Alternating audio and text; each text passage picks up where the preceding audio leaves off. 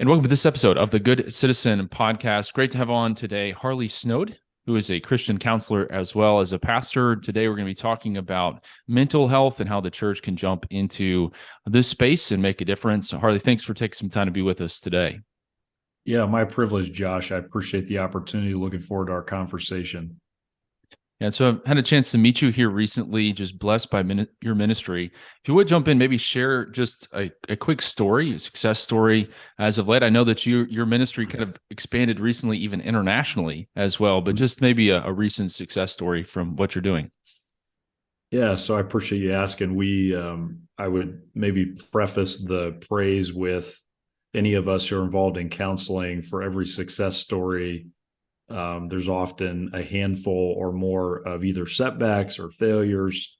Counseling and ministry is something you just push through, you persevere, and it's neat when you have those moments of, hey, this is working, or this is of God and He's blessing. And a couple things that would come to mind. One would be, as you mentioned, I was just in Chile this past week and ministering with a missionary, Brother Holt, Jason Holt, in Santiago, the capital there of that country, and was able to teach in a conference emphasizing the value of being in a healthy place in ministry allows us to multiply our ministry, to multiply disciples, to reach the world with the gospel. And just had several very meaningful conversations with Chilean pastors who are processing just the challenges of their day. They're dealing with a large influx of immigrants from Guatemala and Haiti and Venezuela, and processing how to minister to them and just different challenges in their family life. And it was neat to have several, what I feel like were meaningful conversations that I think encouraged them to keep going and maybe reevaluate how they're doing ministry. So that was meaningful. And then the other thing comes to mind with we'll talk about some of our wellness weekend outreach, but had a man just saved a few weeks ago in the Toledo area, had just preached on the gospel and anxiety. And then he literally got saved with a guy leading him to Christ right beside me there on the front row. Oh, wow. And so just seeing the word intersect with real needs and problems, and then encourage both the believer as well as evangelize the lost. It's just incredible to see those breakthrough moments. Again, with many where it hasn't gone that way, but those little just flashes of God illuminating a heart and drawing them to Him. So I'm just grateful for the little bit of impact that God's giving us in ministry, both local church pastoring as well as through our counseling ministry. And so I was encouraged to see that and grateful for what God has called you into. Where this intersects with Good Citizen Project, our work here in the state of Indiana, is as we've encouraged churches to be good citizens, make a difference in their communities, the issue of mental health comes up time and time and time again, whether it's state officials, elected officials across the country. In fact, our legislative session here in the state of Indiana has been focused largely on the issue of mental health. And there are various groups that track stats. One of them is Mental Health America, one of the largest nonprofits. And one of their findings is about 20% of adults, maybe 1 in 5, experience some sort of mental illness these days. And then many listeners are probably familiar with a recent report that came out from the Center for Disease Control that found that something like 50 to 60% of teenage girls report experiencing persistent feelings of sadness or hopelessness.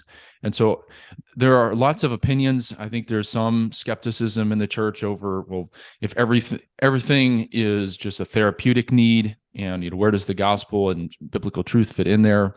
But the way I've looked at this is our society sees that something's wrong. There's something missing. And whatever it is, whether it was the pandemic, social media, all of these different forces, we're not okay.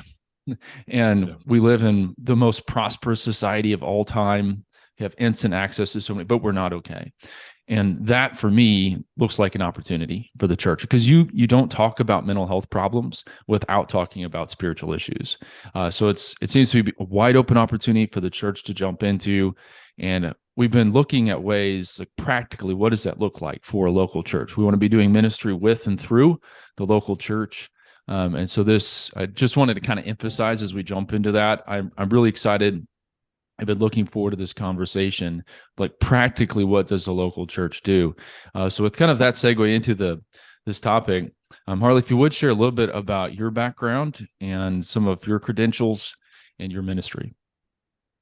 Sure. And I would agree with the sentiment you just shared, Josh, of I view even the challenges of our current context in the U.S. and even outside the U.S., that these very issues are really bringing the world to its knees, and recognizing that materialism and pop culture and icons and even human psychology alone, that is not going to be the antidote for these challenges that persist and even are intensifying.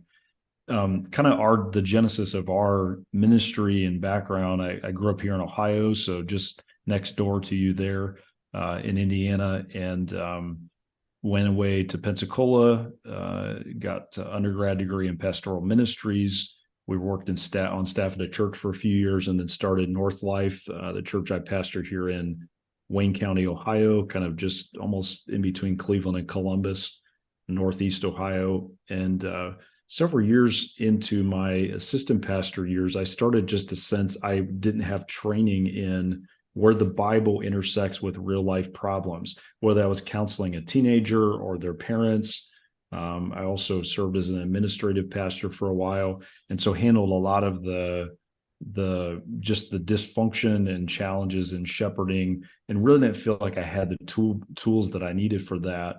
And so actually went there in Indiana to Faith Biblical Counseling, got some initial, just from a church member, staff person, here's how to at least enter into some formal sense of counseling where the Bible speaks to these things. And that kind of started me on a journey of seeking out further training, getting a master's from Maranatha Baptist Seminary in counseling and other training through ACBC, et cetera, just kind of trying to figure out how this could help me be better in ministry and to serve better my people. And so that was kind of the beginning of it. And then we just, out of that, we started doing, I initially called them mental health weekends or Sundays, where I'd speak to one specific issue, whether it was stress, anxiety, burnout, depression. And we would do a whole weekend just emphasizing one of those themes. And often we would have our folks being fed through that, as well as we'd reach the community. We've had folks saved on those special weekends. And then just start having pastors, friends of mine, or folks that would track with us online saying, hey, have you ever thought about outsourcing this content or this paradigm to other churches? And so kind of, I don't know that I fought it, but I just wasn't sure I could reconcile that with my primary calling, which I believe is still to pastor. But the longer I thought about it, prayed about it, just something that you just know when God's in something. And so currently, kind of long story short, out of that, my wife is not always able to travel with me, but I'm gone once a month doing a mental health or wellness weekend, healthy church weekend. I'll be at one of the labeling it that a week from this weekend, where we just kind of come in and just minister to specific needs of a flock on behalf of the pastor, open the conversation up, give them some resources. So that's kind of the twofold prong of what God's doing in our ministry right now, would be pastoring a local church that we started 14 years ago, and then also serving through Inspire Counseling Ministries, which is about a year and a half old. And we do that once a week and then travel some during the week as well. So it's just been neat to see how God has led in that, just one step at a time, then leads to the next. And probably as you've experienced, Josh, with your ministry and calling, the steps of a good man are ordered by the Lord. You just take a step, and then God, he has a structure of where he's going with that. I've learned just to follow, that step one day at a time. Amen. So this was one of the germs of the idea, kind of, how could a church put on a mental wellness weekend? We'll get into the nuts and bolts of that. I would be interested, as you travel now internationally as well, teaching and preaching on these issues, what are some trends that you're seeing? I mentioned a few stats. One thing that I often will say to government officials is that you have statistics, pastors have faces and names. And so what are some trends that you're seeing as you're able to just really minister to people around the country and now around the world? Yeah, and that's been a new season for me the last year and a half with pastoring. You just kind of focus on your flock and your locale. But I would say a couple things of that. On the positive side, one of the best things I have seen is the older generations who I don't want to speak with too broad of a brush, maybe in the past would have been a bit dismissive about talking about felt needs or mental health, emotional health needs, are much more open to speaking about it. In fact, I was just at a church a few months ago in North Carolina where I had a lady who has been battling anxiety for years. And she said, I've been in church for 55 years and I've never heard anybody speak about this before. And so they're craving it. They're open to it. I think they see that the younger generations are really struggling with it.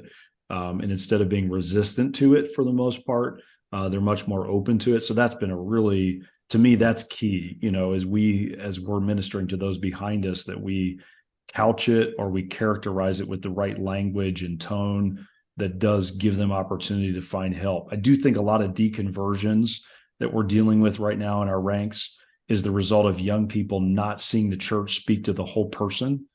And so I think, a holistic view of therapy and of ministry, we create these artificial bifurcations or divisions between what is soul care and what is physical, when all of that integrates and overlaps in ways that the church needs to understand, it needs to speak to, and maybe build partnerships to work with that. And so I see the church doing that, starting with our seniors. I feel like COVID, I think, forced them to maybe acknowledge that in some ways they've had to work through it through isolation and how it impacted them and their families. So I'm very encouraged about that. I think also churches are learning that mental health, as you alluded to, Josh, a moment ago, is a bridge over which the gospel can pass. So it builds rapport. The moment you start talking about these very felt need issues that are very intimate and personal, you have people's attention. And so if you can speak to that with confidence and with compassion and with truth and with data, they tend to make note of that. And so I think those are a couple of things I've seen that are very positive. Maybe the opposite side, just a few things that can concern me that would be typical of the churches I'm going to and things I'm hearing even in the context of the community is, if we're not careful, we're blurring the lines between our identity and a diagnosis or a struggle that we have. So, for example, someone would say, I am schizophrenic. I am depressed.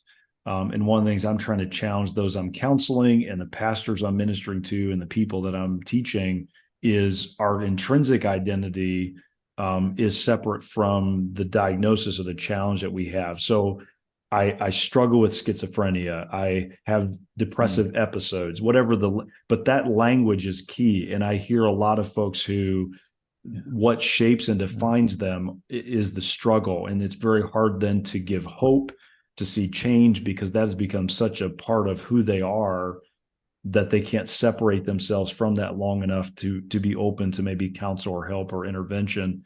And I think the other thing would just be, we've privatized our struggles where we need to be more communal. And that's where the church is uniquely positioned. What other organization, Josh, meets on a regular basis, not to be a showroom, but to be a repair shop, as somebody said, where we come together, we can lament. We don't just have to be smiley. We can actually be broken before the cross and before the gospel. And so I think a key that the church needs to work at, that I see as a trend that still needs to be addressed, is we're not real with one another, or if we're hurting, we still tend to kind of internalize that or professionalize. We look to professionals, quote unquote, because that's a bit more discretionary or privatized, versus that may have a part, but also the body of Christ is a key component of comfort, of healing, of even, I don't know if commiserating is the right word, but just feeling together. Empathy maybe is the better word there. So I think the church is uniquely positioned to do that and still has some work to do on those fronts. Just a couple points of follow-up.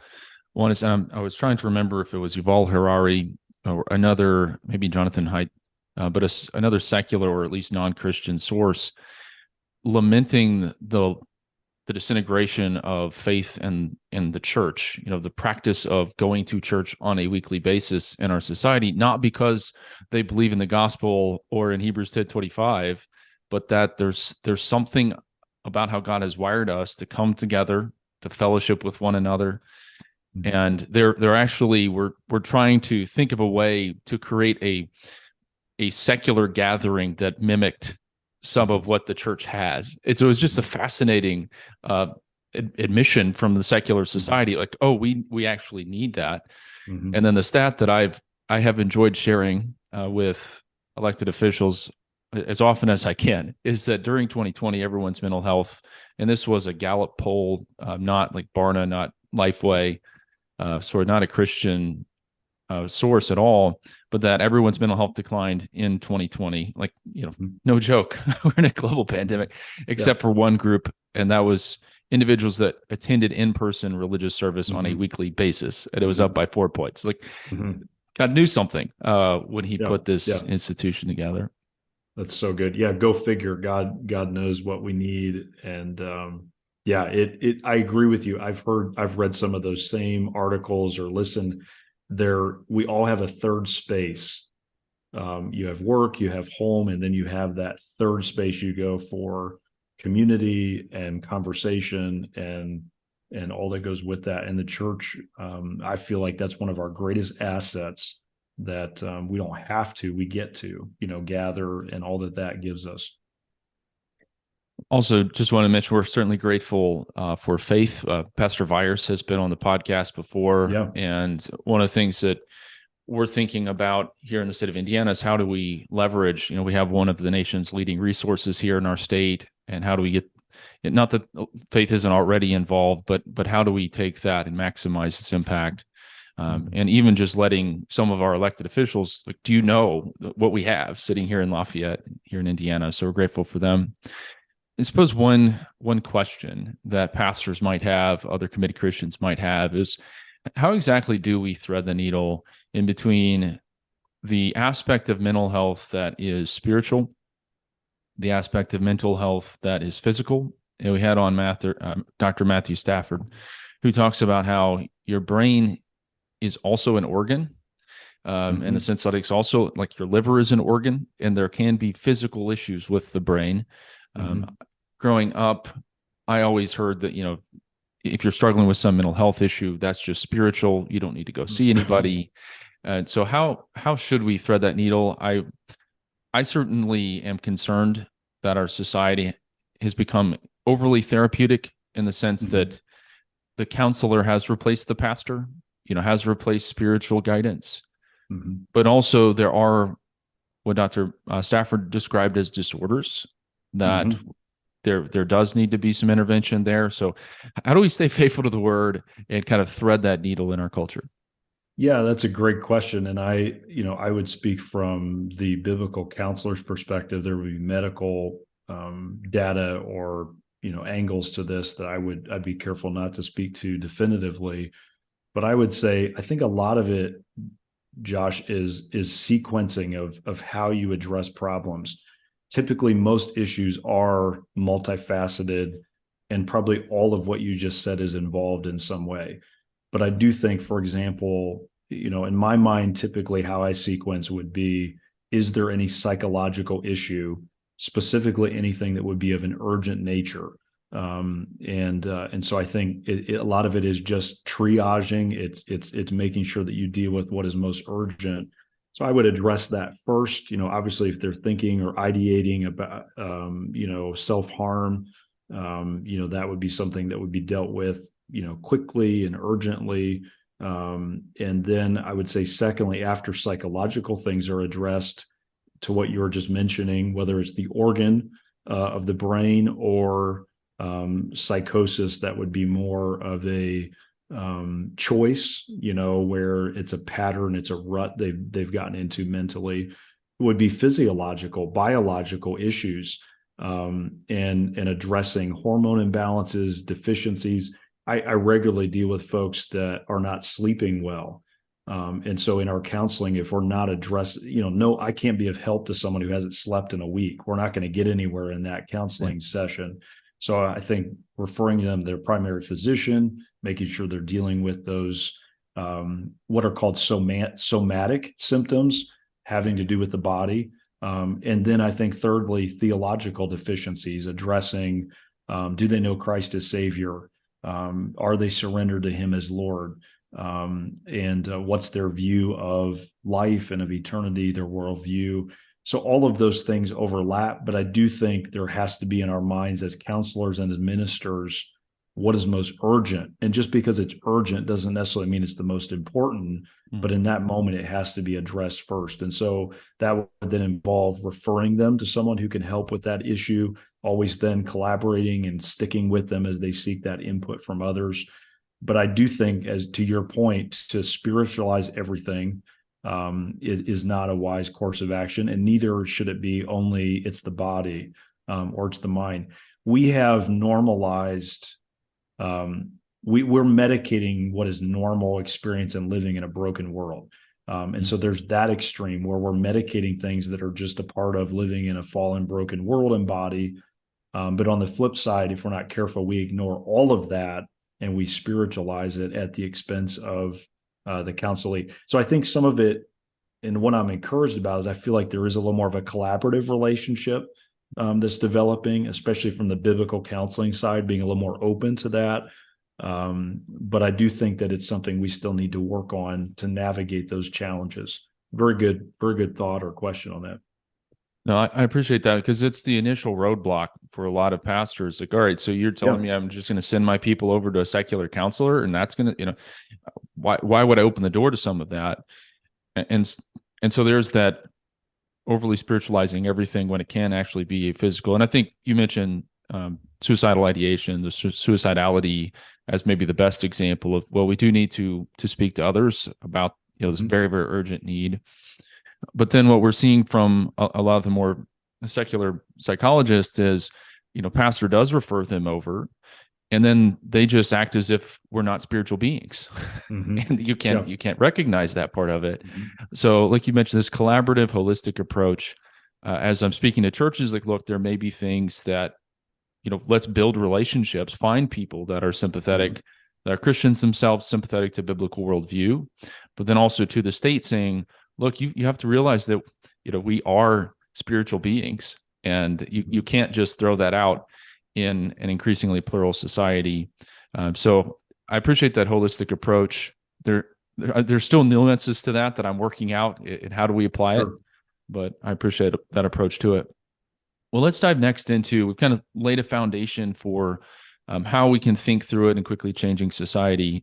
Now, what specifically, when you come to a church, you offer a wellness weekend, one of our goals with the podcast is, what should we do now? What should we do next? And it's want to give pastors and committed Christians practical tools. So what does that look like? Maybe even, I know that you have some surveys that you send out. Would love to just see, what does that look like for a church on a weekend? Yeah, I appreciate you asking. And I would say, the fact you're giving me the opportunity to speak to it is not just for our ministry. There are others either that have started or will, that I really feel like the church needs to have a regular cycle where they're emphasizing these kind of priorities or topics.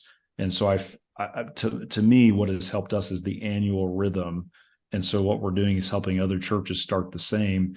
Typically what that looks like would be, as you mentioned, doing some sort of a digital survey where we'll ask basically the following questions, which helps us just tailor the content.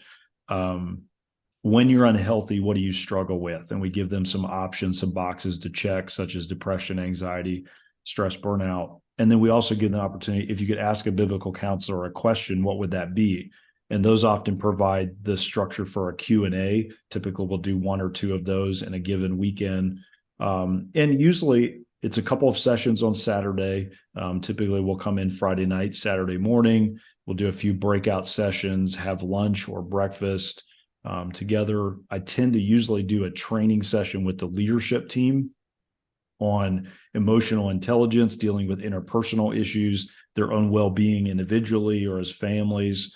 So we usually have a session with the leadership team, deacons, elders, pastors, lay leaders. And then we just fill their normal Sunday schedule usually with content. And we'll speak to, typically almost everyone will speak to anxiety, and we'll speak to depression. And then we'll deal with any other, specific things that come up. And our twofold goal is to encourage the church and the pastor, and then also to connect with the community. And especially the Saturday sessions, most churches have a lot of success with getting people to come, and then they'll usually maybe come back Sunday morning as well. So it's basically either to deal with current unhealth or to put in place preventative measures to maintain a certain level of well-being that heads off those extremes or those digressions in health. And I think a lot of it, to be honest with you, is just it opens a conversation up where it gives the pastor confidence and some resources to continue to speak into it. It positions the church as a compassionate presence in the community that's willing to carefully speak about these issues with an informed, balanced perspective. And then just to lift up Christ as the hope and the Spirit, who is the agent of change, that it's possible to change, and just leave with hope. I think that's probably the biggest word that I pray we leave every given community with, is more hope. That I think what I love about the gospel, Josh, is that we can bring our worst secret, our biggest struggle, into the light of the gospel, and we can look at it fully. We can call it for what it is, and then we can see change. We can see hope. We can see light in relation to that. And I think churches, if we're not careful, are known for places we put on a show. We kind of pretend we're all okay. The "Hi, how are you? I'm fine" dialogue. Yeah. And what this does is it frees the church from that orbit to get real with each other, and to really talk through the given issues. And I think what I love most is to hear people for the first time admit something in a public setting they're struggling with. You can tell they've never told anybody in the room before, including maybe the pastor. And it's awesome, because then now we're getting real, and now God is really relevant to these situations. So that's kind of the spirit of it, and the logistics. It kind of morphs or adapts to whatever the context is of the church, and try not to just have where it's the same every weekend. I try to tailor it to what the specific needs or season the church is in. And so it's just been neat. And my wife travels with me most of the time. We'll do split sessions, all the men and young men, because there's unique challenges of how we are wellness wise or not for male versus female. So yeah, it's an awesome thing. I love it. That's amazing. And I can imagine, you have a leader that everyone thinks has the perfect life. It seems like he's all got it together, and then he's up there like, I'm not okay. Yeah. And I have, growing up there, I was in great churches, but I think we're all just product of our time and the pressures. And so that certainly was the norm of, you have to show your best face, and, we're ministering to others. And so you can't admit our own weaknesses and struggles. But as I've had opportunity to be in some small groups and others that were just brutally honest with one another, like, this is what God created this community to be. Mm-hmm. And everyone's broken in their own way, wrestling with things. So I did see on the website that there is a link to kind of this survey that you have people fill out. So I'll include a link in that as an example. But I love that as a tool just for individualizing what you're doing in a particular community. The other thing that just struck me was most churches are looking for community outreach events. And some of them we come up with, I guess it's whatever works, right? Whatever gets people in the door. I do kind of joke with churches about, like, if you're going to the county fair to hand out water bottles with your church logo on it. Now I'm grateful for any efforts, but let's just be honest, that's church marketing. That's not really community, community impact. Right. And so why not, if this is one of the greatest felt needs in our society today, why not say, hey, we're putting on an event specifically for this. You deal with anxiety, you deal with burnout, you deal with stress. Come come to a session we're putting on Saturday. That just strikes me as such a simple but profound and successful opportunity to reach your. Yeah, I agree. I think any transaction has to be a win-win. And I think for folks to come to our church for the first time is a daunting step for them.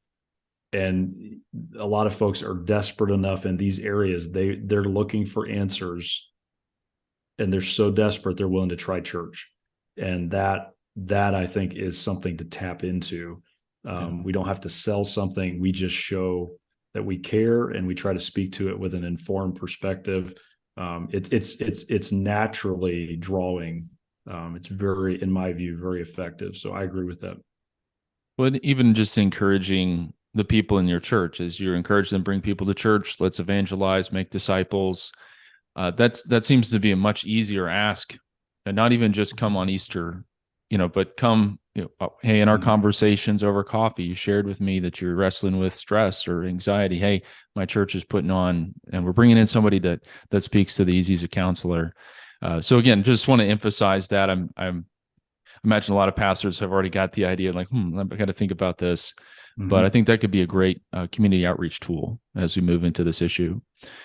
So you mentioned kind of how you've helped churches as a body, but how are you specifically serving pastors? I know you do provide some individual counseling as well, and I have thought through, well, maybe one of the reasons why our churches and even our communities are struggling is because our pastors are struggling, and so many of them are leaving ministry. Having been a pastor's kid and been in church leadership, I get it. It's hard work shepherding people. But if you're not, pastors and their families aren't doing well, it's hard to pour into other people. And so how specifically are you reaching out to pastors? Yeah, and I think I would agree with that, Josh, that healthy churches always have healthy leaders. And a lot of our unhealth is because we're focusing on everything and everybody except our own well-being. And I don't know who said it. I forget who it was, but somebody said self-care is not selfish, it's strategic. And I think a lot of leaders are short-sighted. Like what's the quickest way to grow my church or to have a better sermon or the worship or whatever, better buildings. But that is strategically very short-sighted versus if I can, first of all, be in a good place myself, that's going to age well. Everything I touch, everybody I impact is going to benefit from that, starting with my own family. So we try to focus on, obviously as we're traveling, I can't counsel everybody we're teaching and preaching to. And so we've kind of limited it to I'm counseling people locally in my flock and in our community. Okay. And then I'm counseling leaders as I have bandwidth to do so. And I think with Zoom being more normalized, it's opened up. I can do counseling with anybody, anywhere, basically, that has an internet signal.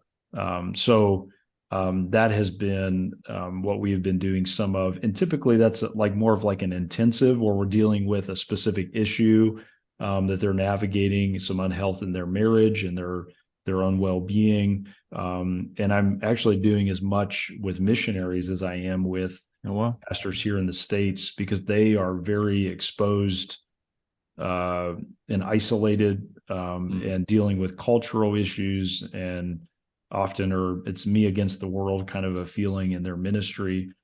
So we're doing a lot of that. But basically it would be trying to identify what is the urgent one or two big things that need to be addressed, and then systematically through assignments, homework, conversations, study on their part, trying to help them build out a strategy that's sustainable to deal with those areas of unhealth or, blind spots, et cetera. And we just kind of, at the beginning, we just kind of go through the basics of what builds up or maintains a healthy ministry and where they're deficient. We identify those, kind of a stress test, I guess would be the best way of putting it. And then we just start working through things. So, and it's kind of, I do for one what I wish I could do for all. I can't help everybody, but we're regularly, like typically I would have to look at my list, but I think I'm ministering to about 6 different men right now. And a few of them with their wives as well, if it involves the marriage or the home. I typically have 3 or 4 of those a week that I do, and just trying to be a help and a blessing. And if I can help them, I know I'm going to help a lot of others in their respective ministries. So this may be a difficult question to answer, and you can evade it if needed. But if you had maybe 1 or 2 things for those that are listening, just maybe some keystone spiritual habits, disciplines, maybe just, again, 1 or 2 things, as you have a lot of church leaders, committed Christians listening in, that you might say, hey, if you're struggling, think about this. I think the number one thing I see as a struggle is our Sabbath. That I think is probably, I would guess, an issue for anyone who is unhealthy in ministry. I don't know if I've met a man yet. I work primarily, obviously, with men, where that has not been off. And so I have found that often is the first thing that has to be addressed, is that regular rhythm of stretch and release, having not just a day, quote, off. Mine was yesterday, so I'm trying to make sure I can speak to this with integrity, but where you have a plan. So you have to work to rest. And the best way I've heard it would be 2 components. One, you need to identify if you're an introvert or an extrovert.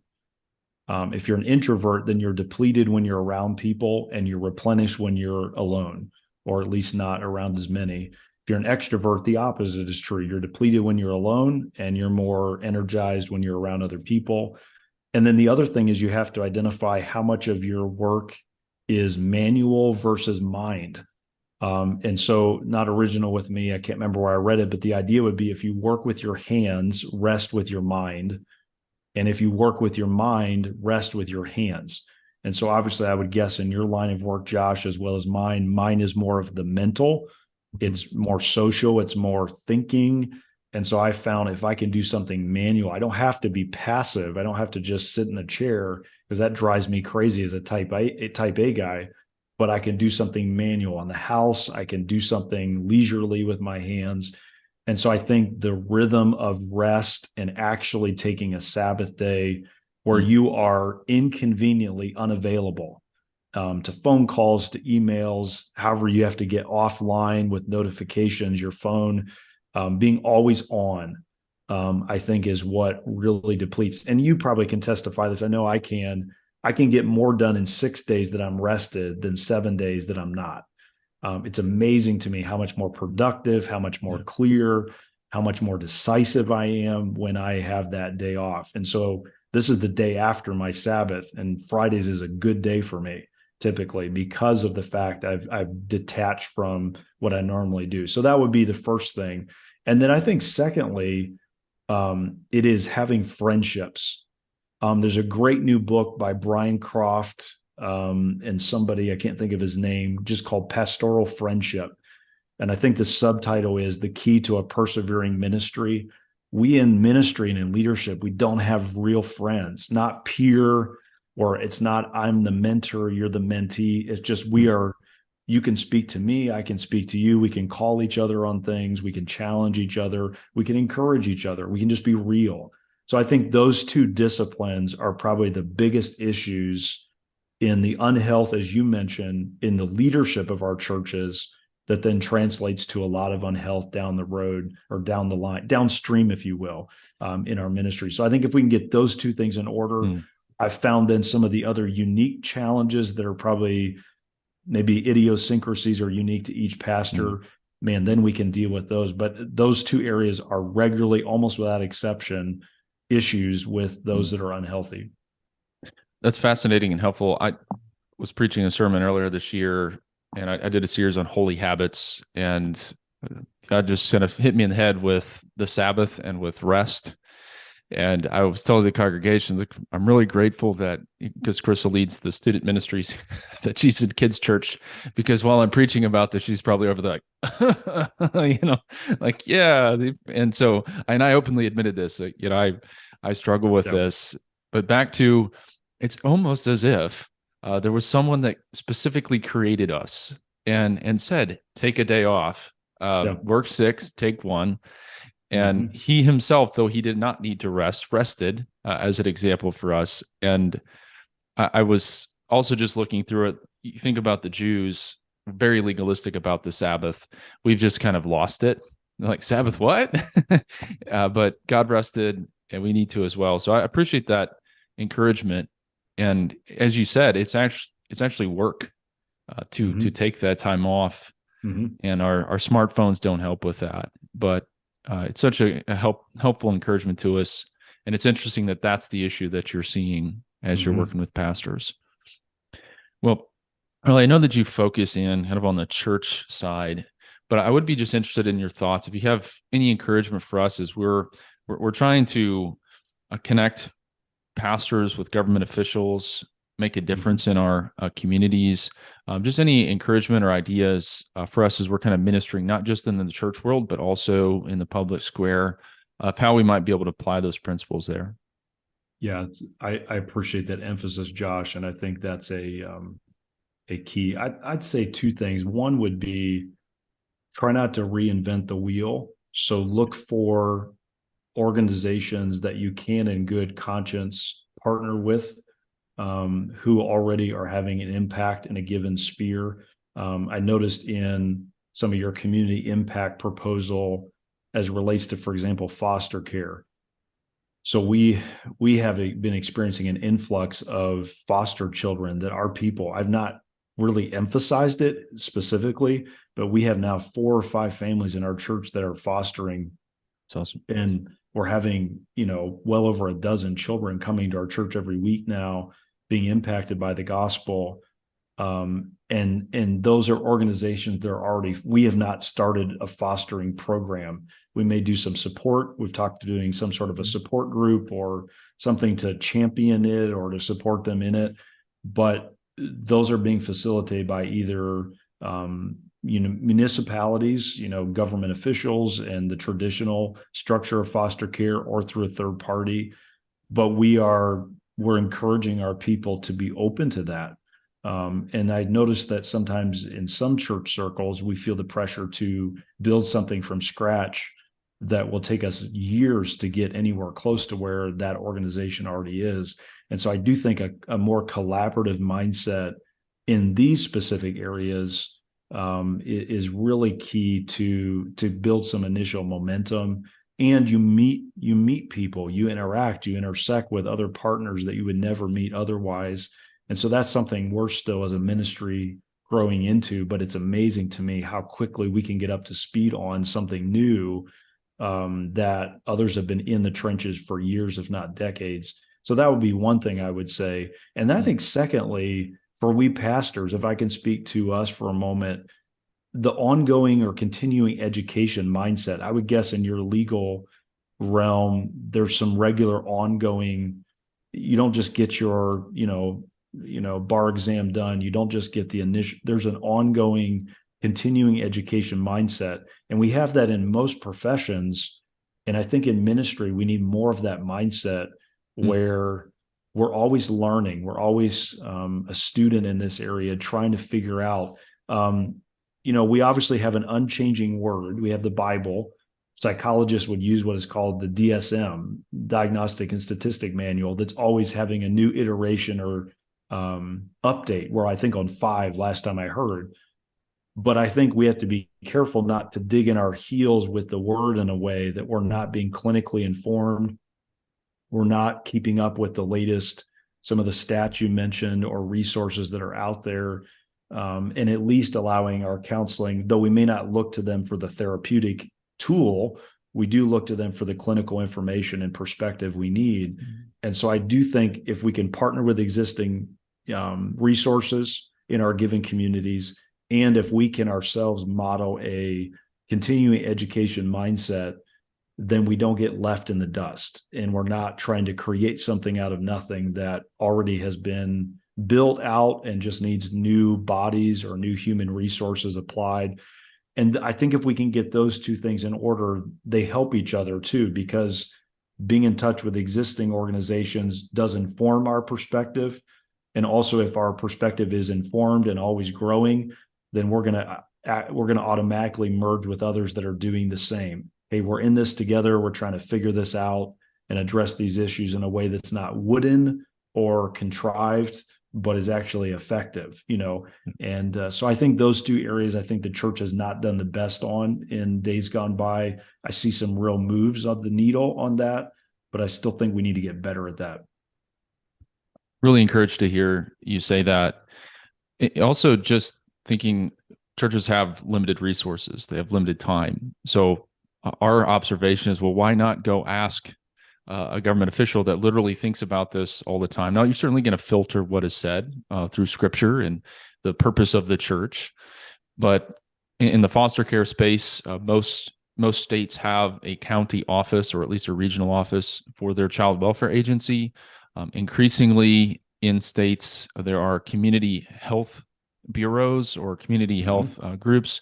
We've recently here, actually even in my hometown, they have launched what's called a recovery cafe, where the state realizes that individuals wrestling with substance abuse are coming out of prison, lack community, back to our discussion about the church. And they've literally put these up around the state, trying to provide some sort of community for individuals. And we've been thinking through how can the church leverage that, or at least participate. If people are gathering for community, well, we can show up and try to be an encouragement to them. But then the other piece of that is just how to be persuasive. And certainly you could look at parts of the DSM-5 and then compare it to scripture and kind of critique back and forth. But unless you know some of that language, it's going to be very difficult to interact with others and say, look, you need to understand that, yes, there is the organ part of the brain, but we're also spiritual beings. And so even understanding some of that lingo, and I think Jesus and Paul are great examples of understanding their cultural context and using that to push the kingdom forward. So I really appreciate what you mentioned there. You certainly have my wheels spinning about how we can do that well in this space. Harley, go ahead. If you don't mind, so we would have both been at a mutual event in Dallas earlier this year, and Matt Tice, who is effectively impacting Las Vegas, Nevada, he said the following statement, which really I've been thinking on, is he said, I will work with anybody that will allow me to talk about Jesus. So his one threshold that he won't step across is, if I can't speak about Christ, then we can't work together. But he said, outside of that, I'm willing to work with anybody and anything. And he like you said, he knows the lingo, he knows the verbiage, he's up to speed with the issues of their community, and God is opening a ton of doors. He's regularly interviewed on national news. God has given him a great platform because he has that mindset with Las Vegas PD, et cetera, and all that goes with that. So I do think that's an area we really need to keep working on. And I'm encouraged to see many that are doing so. Amen. And we had Matt on maybe 2 years ago to talk about his efforts. I reconnected with him there, and we're up for a refresh because God just continues to expand the borders there of what they're doing. And so grateful that you mentioned his example and kind of his line. Yeah, because if they're pushing us just to be another United Way, where we're just providing goods and services to the community, but not ultimately pointing people to Jesus, we've missed the mission of the church. So great distinction there. Well, this has been so encouraging to me personally, and just encouraged to see where God has led you over the last couple of years, and that you are not just talking about it, but actually, taking a week out of the month away from your church to help other churches do this well. So I'm grateful for what God's doing there in your ministry. Looking forward to what that's going to look like in the years ahead. So if you had a billboard on which you could put a message to church leaders, other committed Christians, what would you put on that? I love this question. It really kind of helped me crystallize, what would I say? What is my message? What am I trying to emphasize?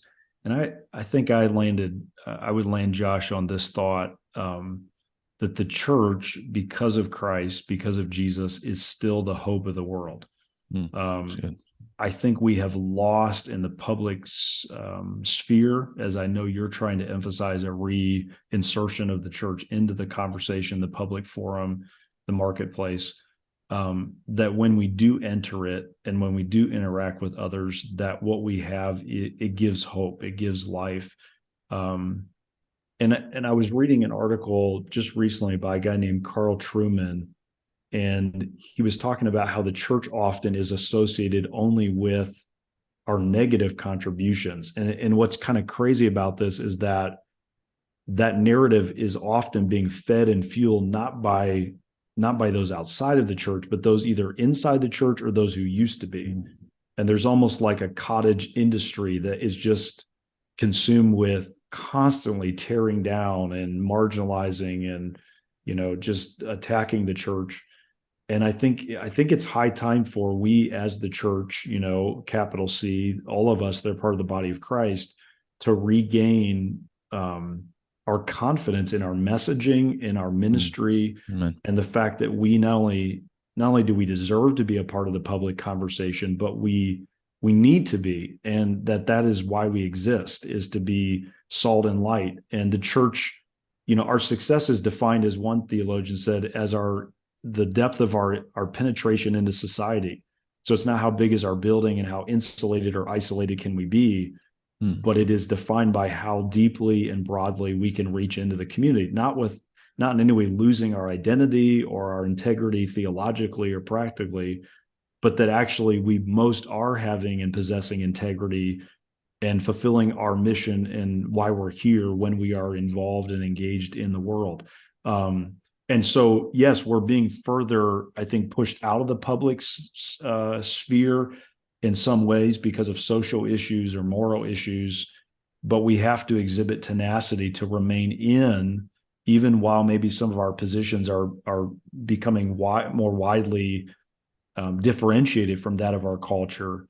And in the midst of that tension that's growing, that we still are inserting ourselves. And I think the way we maintain that is by our message of hope and healing that we have through the sufficiency of Christ, who he is and what his word declares. And 2 Peter 1:3 is still in the Bible, last time I checked, that gives us all things that pertain to life and godliness. It's what transforms us, is what changes us, is what gives us hope beyond this world. And the world is still looking for that. And so our message is transcendent. Our message is universal. When we don't get into the petty issues, we stay on message. And so my admonition to the church would be, and I'm committed to being a part of this in my own life, is to believe that still we offer the greatest hope. We offer the greatest healing that lasts, that is not superficial or shallow. And so we offer that. And I think the way we manifest that is in an individual way. So you said, what's the message to the church in general? I would say that's the message. The church is still the hope, but it's not in an abstract way. It's in a very specific way. I have a friend of mine who said people tend to always have a 30,000-foot opinion of what should be fixed or changed. And he was saying, talk to somebody, influence one person, invest yourself in a local community. And so I think it's both a broad mindset, but then it has to practically change the way we view the people that we sit next to in a restaurant, we're related to, we go to church with, our worst enemy, that we view that we have a responsibility toward them, and it is to offer to them hope that others can't. And I think if the church can regain that mindset, our messaging is more positive, our message is more engaging, our messaging is more inspiring, and I think we will have no problem finding an audience that will both listen and will submit to or change as a result of what we're preaching and teaching. So I think that word hope, if we can see a renewal of that, it's not tied to, I know you're in the government space, but it's not tied to our politicians. It's not ultimately anchored to our economic, how well or poorly we're doing. It is anchored to the bedrock of the cross, the empty tomb that we're about to celebrate again this year. And we have every reason to have hope and then to share it with the world. All I can say is amen. And you've mentioned so many things that are close to our heart on not retreating. I mean, you have to stand for truth, but you also are called to love your neighbor. And I, even recently, have had to try to live that tension of, even with specific individuals, on one hand saying, here's what I think is right when it comes to policy, but also trying to build a relationship with them, with the pastors from their district. And that's been tough. There've been times I'm like, can I actually do this? And those meetings happen within a few days. And so guys, like, you're going to do this, you're going to practice it. And so as you mentioned, it shouldn't be this 30,000 foot view. It's like, how are you being the hope for that person? And the big idea, and why I was so grateful to connect with you, is, is I've looked at all of the different opportunities for the church. The one that seems to be the most apparent right now is, how do you get into your community? Well, you can just show up and say, hey, we're the church, and have no like meaningful solution or idea. But if you walk in and say, hey, we're here, we recognize there's a mental health crisis going on, and here's some solutions, the doors are just flying open. And so I'm grateful for that encouragement and just that confidence that we do have the answers for our society. So, wow, thank you for sharing that. Well, Harley, how can, if pastors are interested in hosting a wellness weekend or getting better connected with you, we will link to the website, but what would be the best way for them to get in contact? Yeah, I appreciate you giving me that opportunity. If we can be of help in any way, we'd love to. You can email me at info@inspirecounsel.com. So our website is inspirecounsel.com, but info at inspirecounsel.com. That'd be the best way to reach out. And just let me know maybe ways we can be of help or encouragement. Would love to at least connect with you. And I'm also on Facebook, Twitter, Instagram. We have regularly posting things, just trying to encourage people, give them content, quote, scripture. And so those would be a few ways to connect with us that I hope will be of help and blessing to others. All right. Sounds great. We'll link to those in the show notes. And Holly, thanks again for taking some time to be with us. Looking forward to continuing the conversation. Thank you, Josh.